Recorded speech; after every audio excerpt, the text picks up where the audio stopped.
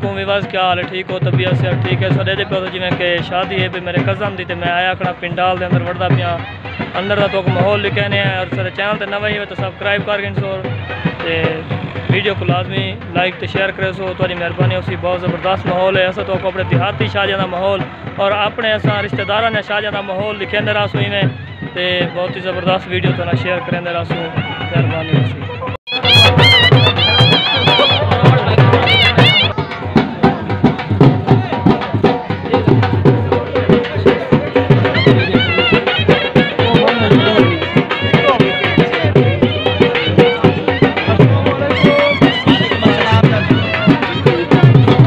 खाड़े गोगा खां दई गोगा